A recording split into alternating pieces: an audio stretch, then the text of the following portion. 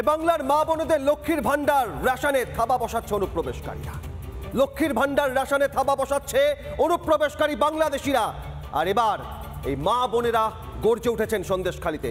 লক্ষ্মীর ভান্ডার রেশন তা অনুপ্রবেশকারীদের জন্য নয়, বাংলার প্রকৃত নাগরিকদের জন্য। আর তা নিয়েই সন্দেশখালীর মহিলারা গর্জে উঠছেন, দাবি করছেন সন্দেশখালী চাই অনুপ্রবেশকারী মুক্ত। আমাদের প্রতিনিধি তুলে ধরেছেন মা বোনেদের সেই গর্জে ওঠার ছবি, দেখুন। সন্দেশখালীতে বাংলাদেশিদেরা, এবার সন্দেশখালীর মা বোনেরা রাগে ফুঁসছে সন্দেশখালীর বাসিন্দারা। এই মুহূর্তে আমি ঝুপখালীতে রয়েছি এবং আমার সঙ্গে সন্দেশখালীর প্রত্যেক মা বোন প্রত্যেকে রয়েছেন। আমি তাদের সঙ্গে কথা বলবো। আপনারা হয়তো প্রতিদিন খবর দেখছেন, আপনারা প্রতিদিন দেখছেন খবরের শিরোনামে উঠে আসছে যে কোথাও গিয়ে এক ছেলের দুই বাবা রয়েছে এবং শ্বশুরকে বাবা বানিয়ে দেওয়া হয়েছে, বাংলাদেশি ডেরা তৈরি হয়েছে এবং তারা বলছেন তারা বাংলাদেশ থেকে এসেছেন, তারা সরকারি প্রকল্প ব্যবহার করছেন। কি বলবেন, শাহজাহানের কি দাপট এখনো কমেনি? না, শাহজাহানের দাপট তো এখনই কমেনি, কারণ শাহজাহান জেল থেকে সমস্ত রকম সাহায্য করে যাচ্ছে। আর সেই সাহায্যটা করছে পুলিশ, শাহজাহানকে সাহায্য করছে পুলিশ। যেহেতু জেল থেকে যদি না সাহায্য করতো তাহলে পুলিশ শাহজাহান শেখ মোবাইল পেত না হাতে। মোবাইল পাচ্ছে বলে শাহজাহান শেখ বাইরে এখনও পর্যন্ত সন্ত্রাস চালিয়ে যাচ্ছে।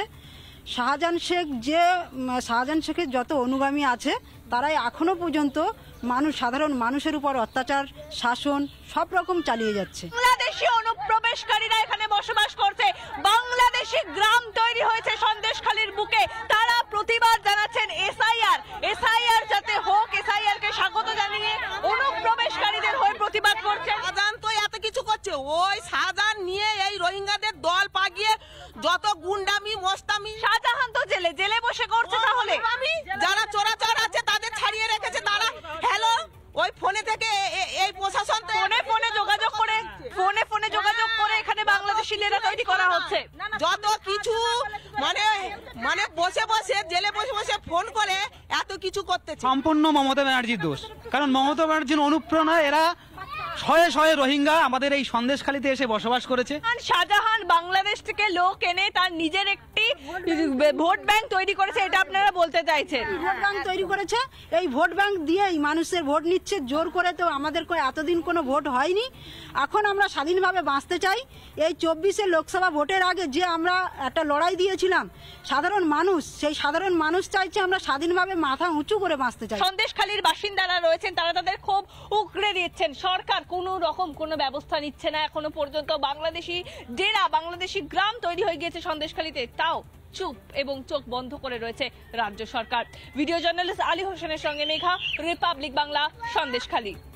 নানা ধরনের কন্টেন্ট দেখার জন্য লাইক করুন, শেয়ার করুন আমাদের ফেসবুক পেজ, সাবস্ক্রাইব করুন আমাদের ইউটিউব চ্যানেল। পাশাপাশি অন্যান্য ব্রেকিং নিউজের জন্য অবশ্যই চোখ রাখুন রিপাবলিক বাংলায়।